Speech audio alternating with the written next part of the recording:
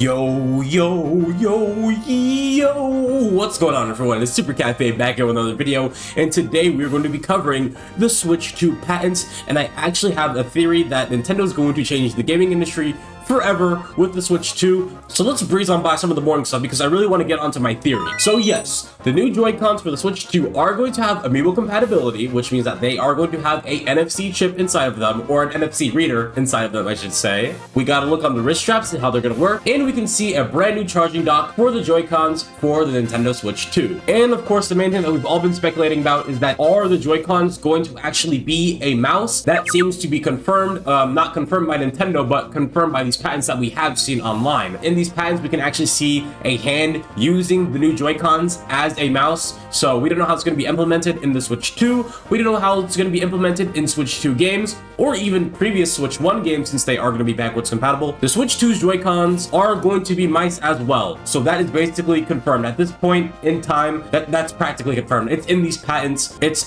pretty much guaranteed that you're going to be able to use your new Joy-Cons as mice. Now, the real meat and the real theory part of this video and the real Nintendo part of my brain is like cranking up and dialing up to 11.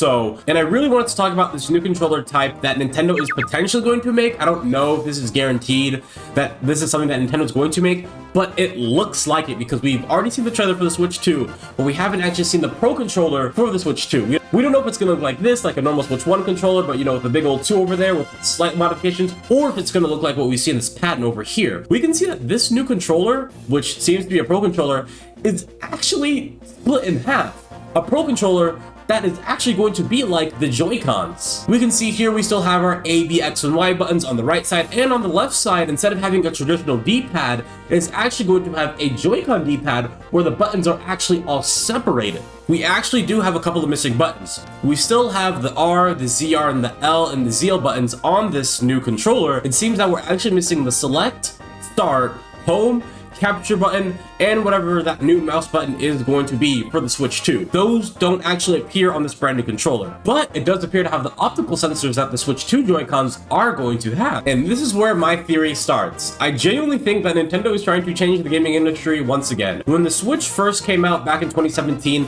it changed the gaming space forever. We had a console that was a home console and a portable system in one. And while the Switch was having its amazing run in the gaming scene, we actually got a lot of clones / copycats, which I'm not saying is a bad thing, but we got a lot of similar products that happen to look like a Nintendo Switch.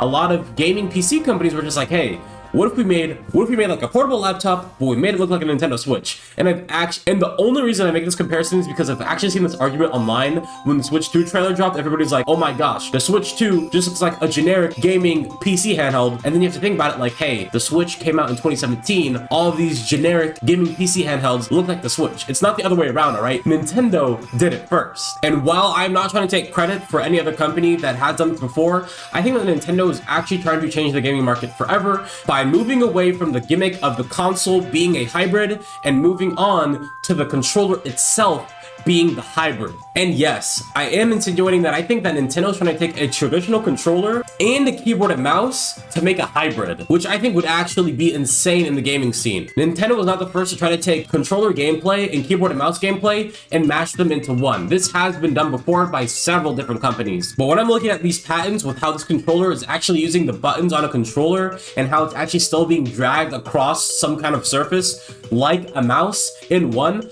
I think that this could actually potentially change gaming forever. And I think that Nintendo, at where they are now in the gaming industry, which everybody's saying that Nintendo's on the top since, you know, they have their own exclusive games that aren't being ported to other systems. It looks like Xbox and PlayStation are actually wavering and they don't really know what to do in times like these. I think that this is Nintendo's perfect time to actually introduce something new with a crazy new gimmick and actually make it very mainstream. A controller that also has keyboard and mouse functionalities for the Switch 2. We already know that Nintendo likes to use motion controls in a lot of their games, and I actually enjoy using motion controls a lot in my games as well.